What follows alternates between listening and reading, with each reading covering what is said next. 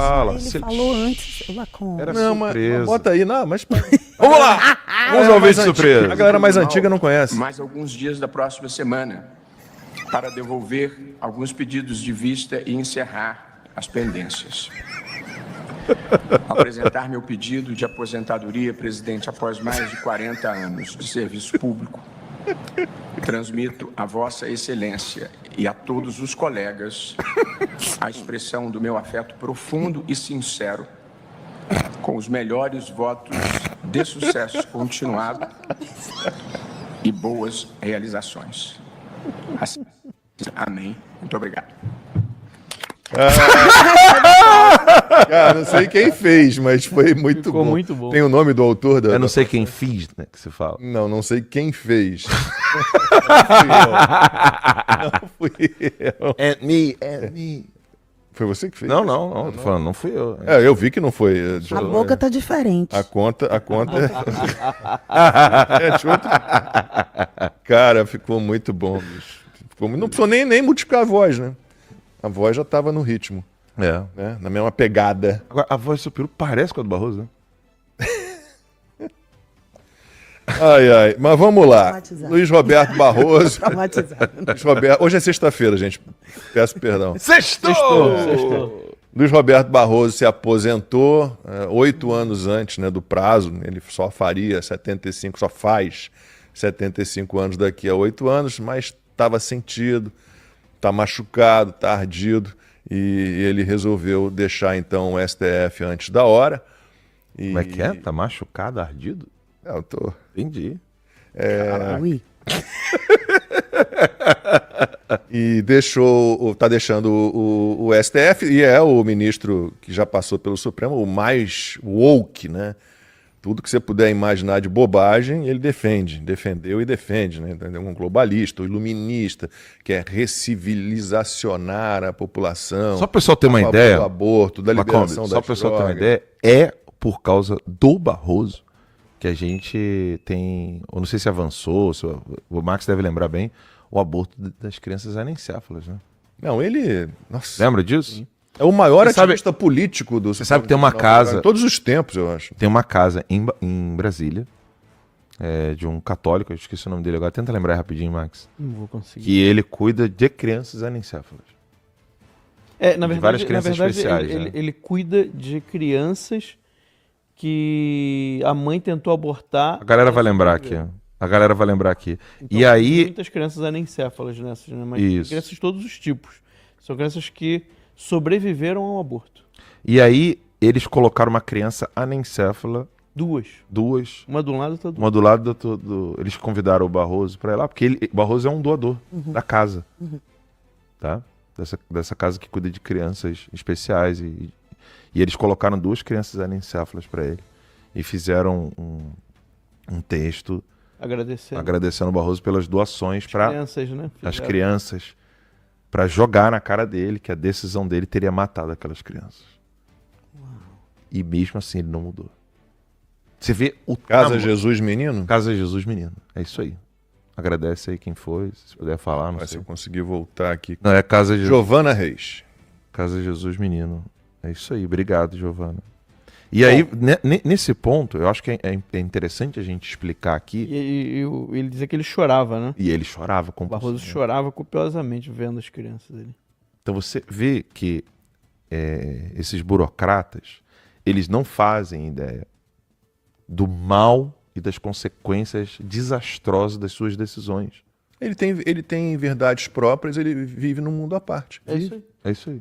Que é muito parecido com um psicopata. Mas é incrível isso, né? Não é brincadeira a responsabilidade das decisões desses homens. Mas se faz necessário essa tomada de decisão de apoiar e depois tirar o apoio. É necessário confundir Sim. a audiência para quem ele trabalha, né? E eu falo audiência, eu falo é o povo. Ser woke, quando você vai olhar uma das pautas, né? A pró-vida, por exemplo, a pró-escolha. Na realidade, é a pró-escolha para matar sempre. Nunca é a escolha da pessoa, o feminismo, enfim, todas elas. Mas faz parte, eles precisam causar o dano e depois puxar um pouquinho. Ou fazer algo bom e tem algo pior que vem logo em seguida, porque é necessário confundir as pessoas. E lembrando que psicopata também tem um lado bom. Tem? Todo mundo tem lado bom. Rapaz. Todo mundo. O pior dos criminosos que você vai encontrar na cadeia provavelmente é um bom filho. Tem isso mesmo, ele trata bem a mãe. Isso, uma então, pessoa que ele tem um afeto. o que acontece com a nossa tentativa de compreender as decisões da Suprema Corte no Brasil é que nós estamos nos baseando em pessoas normais e que servem seguem as leis. Mas nós não temos pessoas normais no poder. O que é aplicado hoje no Brasil é o direito criativo.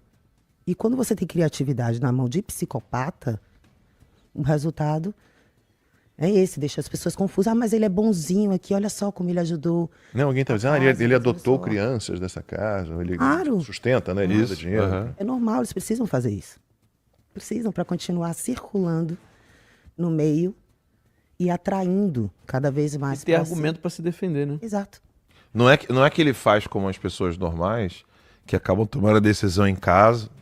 Sobrou aqui um dinheirinho, o cara vira pra esposa e fala assim, amor, vamos pegar esse dinheiro aqui e doar ali pra aquela casa, porque as crianças estão necessitadas e tal, eu vi um panfleto, alguma coisa. Eles não são pessoas normais. A ausência da normalidade na sociedade atual é algo assustador.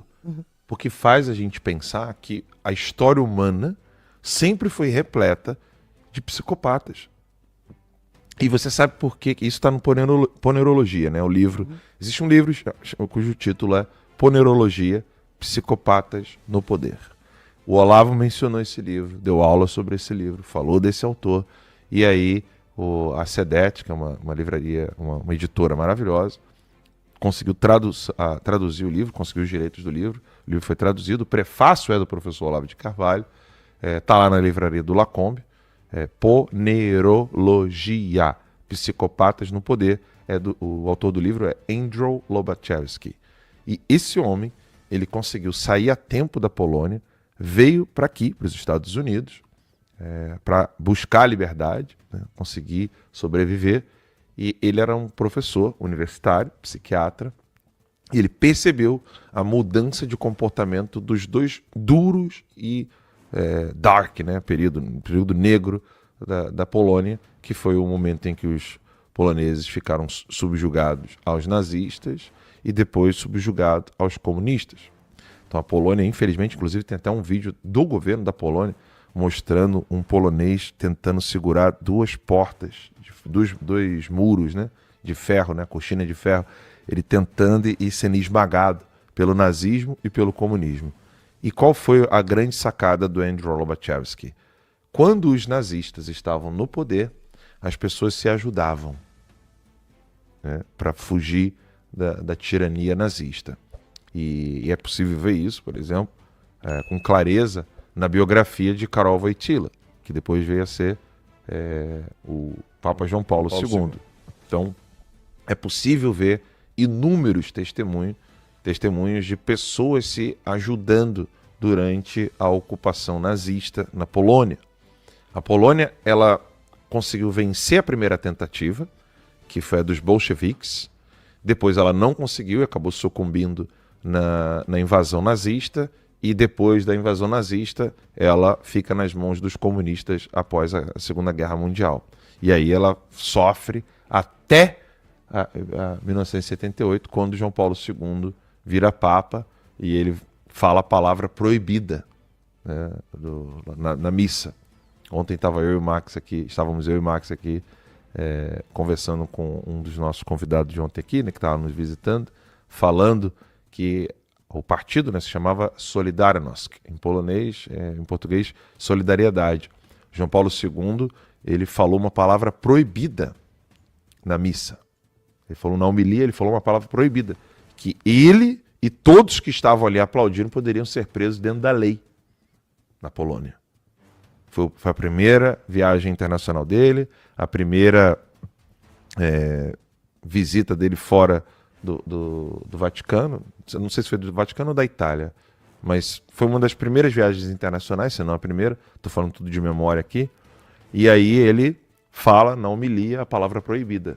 Solidarnosc! E todo mundo aplaude e fica gritando Solidarnosc, Solidarnosc, solidariedade, solidariedade, que era o partido que estava fazendo oposição aos comunistas. Max, nosso retorno a gente perdeu lá, mas a gente está ao vivo ainda. E aí, o que aconteceu nesse livro, essa análise feita pelo Andrew Lobachevsky?